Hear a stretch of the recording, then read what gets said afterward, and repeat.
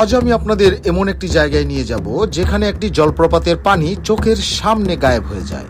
হ্যাঁ, ঠিকই শুনেছেন বন্ধুরা।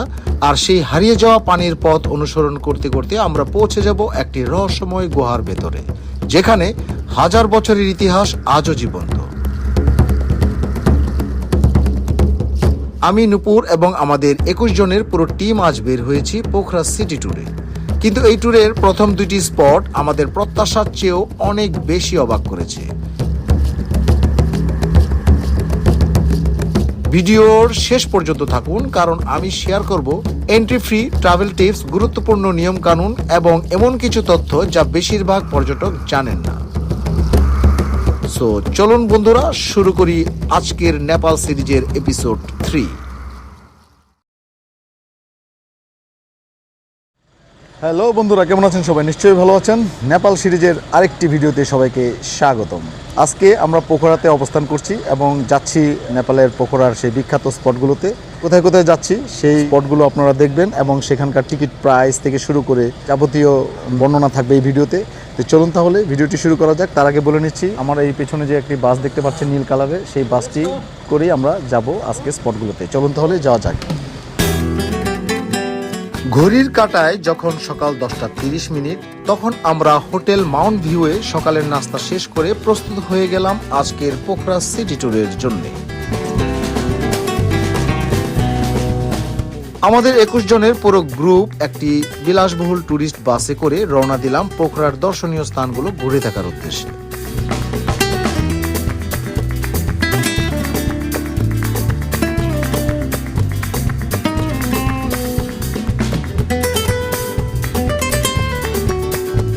প্রায় 40 মিনিটের যাত্রা শেষে আমরা পৌঁছে গেলাম আজকের প্রথম গন্তব্য ডেভিস ফল।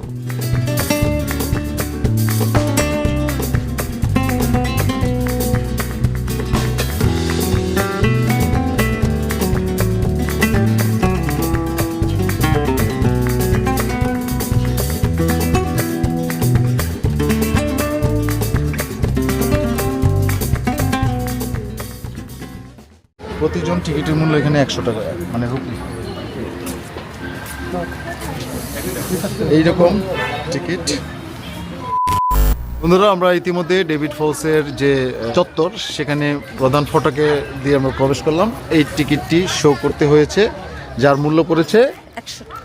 ওকে, চলুন তাহলে আমরা ধীরে ধীরে এগিয়ে যাই। অন্নপূর্ণা বেস ক্যাম্পের একটি প্রতীকী ছবি বা প্রতীকী স্ট্যাচুর মতো। আর এখানে কিছু ইনস্ট্রাকশন দেওয়া আছে বোর্ডগুলোতে, আপনারা এই বোর্ডগুলো ফলো করতে পারেন। এখানে কিছু সংক্ষিপ্তভাবে হিস্ট্রি দেওয়া আছে। এই যে আমাদের টিমের সবাই আস্তে আস্তে এগিয়ে যাচ্ছে। এই পাশটায় উইশপুল আছে।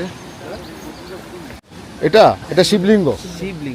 এটা হয়তো অনেক পুরনো। হ্যাঁ, এটা অনেক পুরনো।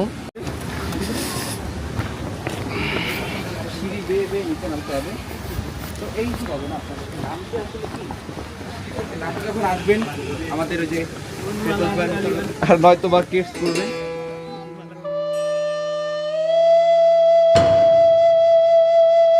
পোখরার অন্যতম জনপ্রিয় এই জলপ্রপাত স্থানীয়ভাবে পেটালা চাঙ্গু নামেও পরিচিত।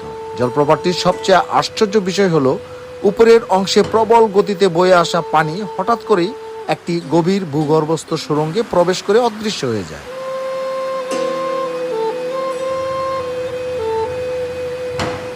এই জায়গাটির নামকরণের পেছনেও রয়েছে একটি মর্মান্তিক ইতিহাস। 1961 সালে সুইজারল্যান্ডের এক পর্যটক দম্পতি এখানে ঘুরতে এসেছিলেন। হঠাৎ পানির প্রবল স্রোতে স্ত্রী ভেসে গিয়ে নিখোঁজ হন। পরে তার নাম দেবী থেকে ধীরে ধীরে জায়গাটির নাম হয়ে যায় ডেভিস ফল।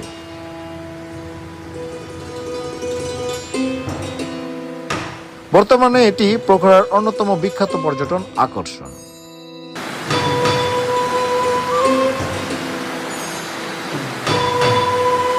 বিদেশি পর্যটকদের জন্য প্রবেশ ফি সাধারণত প্রায় 50 থেকে 100 নেপালি রুপি হয়ে থাকে। এখানে প্রবেশের সময় কয়েকটি নিয়ম মেনে চলতে হয়। নিরাপত্তা বেষ্টনীর বাইরে যাওয়া যাবে না, আবর্জনা ফেলা নিষিদ্ধ এবং বর্ষাকালে অতিরিক্ত সতর্কতা অবলম্বন করতে হয়।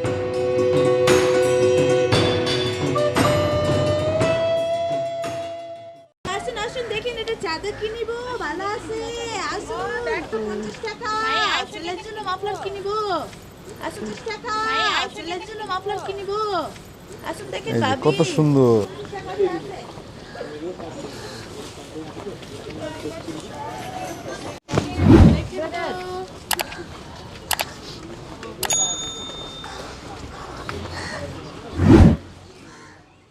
A few moments later.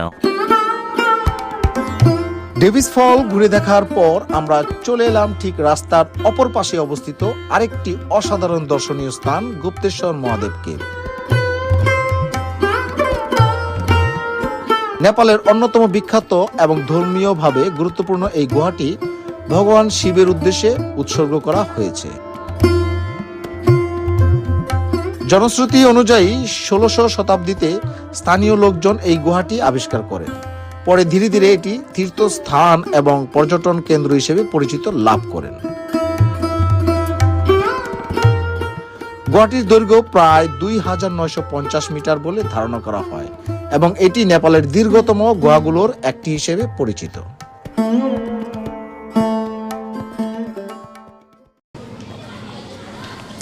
এটা হচ্ছে গুপ্তেশ্বর মহাদেব গুপ্তেশ্বর একটা মন্দির, যেটা কেভ আর কি। সেই গুহাতে আমরা প্রবেশ করব। জনপ্রতি টিকিট প্রাইস পড়েছে 100 করে। আমরা দুজনের জন্য 2টা টিকিট করে গেলাম। চলুন ভিতরে যাওয়া যাক। এটা এখানে কিউআর কোড আছে, স্ক্যান করতে হবে। ওকে, ইধর সে আইয়ে। প্রকৃতির এই বিস্ময়কর দৃশ্য সত্যি ভাষায় প্রকাশ করার মতো নয়। বিদেশি পর্যটকদের জন্য প্রবেশ ফি সাধারণত 100 থেকে 150 নেপালি রুপি।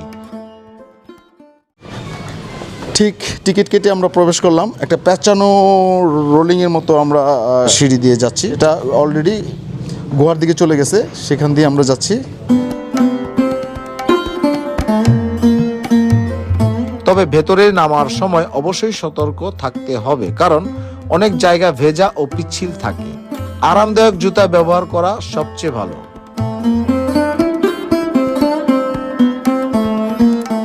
ভেতরে প্রবেশ করার পর প্রথমেই দেখা মেলে মহাদেবের পবিত্র শিবলিঙ্গ।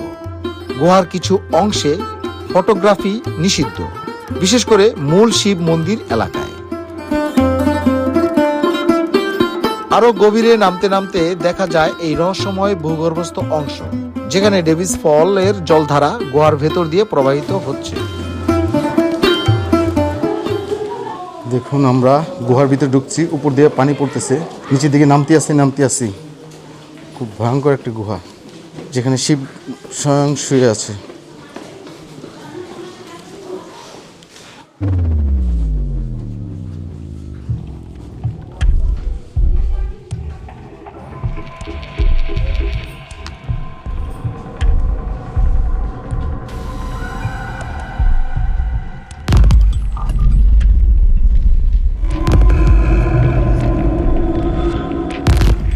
গুপ্তেশ্বর মহাদেব কেভের ভেতরে যতই গভীরে প্রবেশ করছিলাম, ততই চারপাশের পরিবেশটা যেন বদলে যেতে শুরু করলো। প্রথম দিকে সবকিছু স্বাভাবিক মনে হচ্ছিল, কিন্তু ধীরে ধীরে গুহার পথ সরু হতে লাগলো, সিঁড়িগুলো আরো খাড়া হতে লাগলো, আর বাইরের পৃথিবীর শব্দগুলো একেবারেই হারিয়ে যেতে শুরু করলো। খুব অ্যাডভেঞ্চার। ওই যে একবার আমরা এসেতে আমের পুকুর গেলাম, এরকম জানো। হ্যাঁ, তুমি আমার অন্ধকারে তুমি হাতটা দাও। ওকে,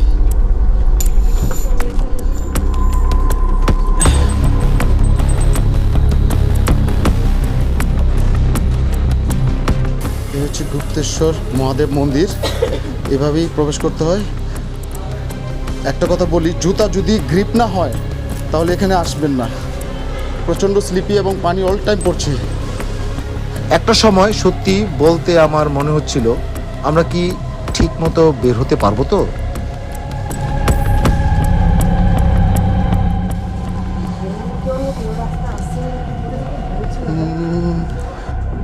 উনি আটকে আছে, এই জন্য বেরোচ্ছে না। হ্যাঁ হ্যাঁ, পড়বো না। তুমি আমার হাতটা ধরো, এই যে বিটগুলো আছে না, একটা একটা বিটি বিটি দাঁড়াবা। পাথর তো, আর আমাদের গ্রিপ জুতা সমস্যা নেই, খালি পাথরের মধ্যে দাঁড়াবা। গুহার ভেতরের বিশাল পাথুরে দেয়ালগুলো দিকে তাকিয়ে বারবার মনে হচ্ছিল, যদি এই মুহূর্তে কোনো ভূমিকম্প হয়, যদি কোনো দুর্ঘটনা ঘটে, এই গভীর অন্ধকারের মাঝে আমাদের উদ্ধার করতেই বা কে আসবে। যত নিচের দিকে নামছিলাম বাতাস ততই ভারী মনে হচ্ছিল। কিছু কিছু জায়গায় শ্বাস প্রশ্বাস নিতে পর্যন্ত কষ্ট হচ্ছিল।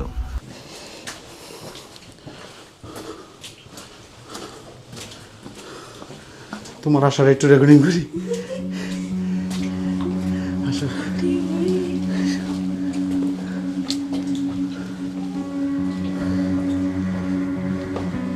আমরা মাঝে মধ্যে থেমে যাচ্ছিলাম, কয়েক মুহূর্ত দাঁড়িয়ে গভীরভাবে নিঃশ্বাস নিচ্ছিলাম, তারপর আবার ধীরে ধীরে সামনে এগিয়ে যাচ্ছিলাম।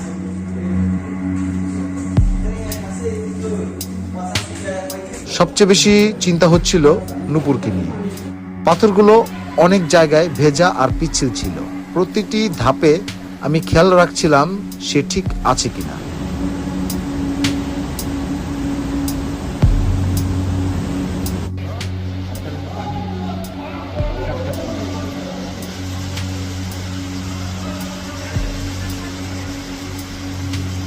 কিন্তু ভয় আর অনিশ্চয়তার মাঝেও আমাদের দুজনের একটি জেদ কাজ করছিল। এত দূর যখন এসেছি তখন গুহার একদম শেষ প্রান্ত পর্যন্ত পৌঁছাবই। সামনের দিকে কি আছে সেটা দেখার প্রবল কৌতূহল যেন আমাদের এগিয়ে নিচ্ছিল।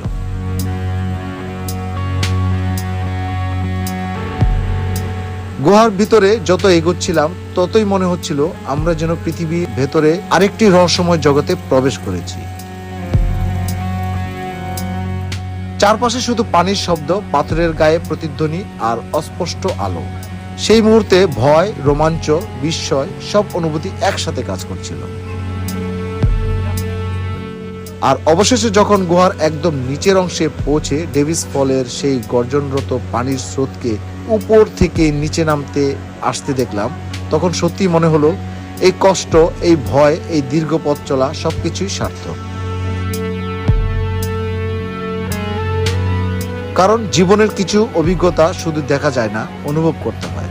আর গুপ্তেশ্বর মহাদেব কেভ ঠিক তেমনি একটি অভিজ্ঞতা।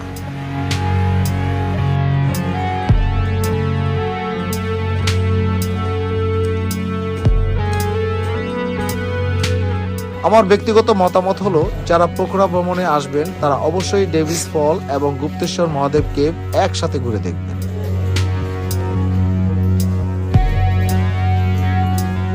এই দুটি স্পট না দেখলে পোখরা ভ্রমণের আসল সৌন্দর্যের একটি বড় অংশই মিস করবেন।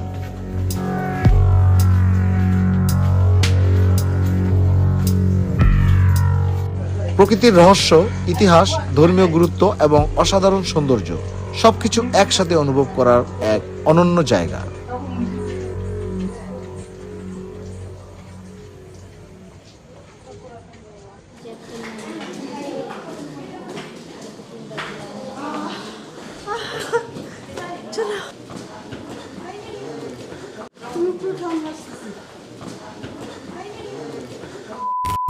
বন্ধুরা, গুপ্তেশ্বর মহাদেব কেভ পরিদর্শন শেষ করে আমরা এখন বেরিয়ে যাচ্ছি কেভ থেকে। খুবই ডেঞ্জারাস, বয়স্ক লোকদের আমি বলবো না নামলে ভালো, খুব এনার্জেটিক প্রয়োজন। আর জুতার মধ্যে যদি হয় গ্রিপ থাকে তবে আসবেন। তো ভিডিওটি এখানে শেষ করছি। সবাই ভালো থাকবেন, সুস্থ থাকবেন, এই কামনা। টাটা। বন্ধুরা, দেখতে দেখতে ভিডিওটি শেষ প্রান্তে এসে আমরা পৌঁছেছি। আমার এই ভিডিওটি যদি আপনাদের ভালো লেগে থাকে তাহলে অবশ্যই এই চ্যানেলটিকে সাবস্ক্রাইব করে পাশে থাকা বেল বাটনে ক্লিক করে দিবেন, যাতে করে আমার পরবর্তী এই ধরনের নতুন নতুন তথ্যভিত্তিক ভিডিওর নোটিফিকেশন সবার আগে আপনাদের কাছে পৌঁছে যায়। আর যারা ইতিমধ্যেই চ্যানেলটি সাবস্ক্রাইব করেছেন তাদের অসংখ্য ধন্যবাদ। তো বন্ধুরা, আমার পরবর্তী ভিডিও দেখার আমন্ত্রণ জানিয়ে আমি সঞ্জয় আপনাদের কাছ থেকে এখানেই বিদায় নিচ্ছি। সবাই ভালো থাকবেন, সুস্থ থাকবেন এই প্রত্যাশায়। টাটা।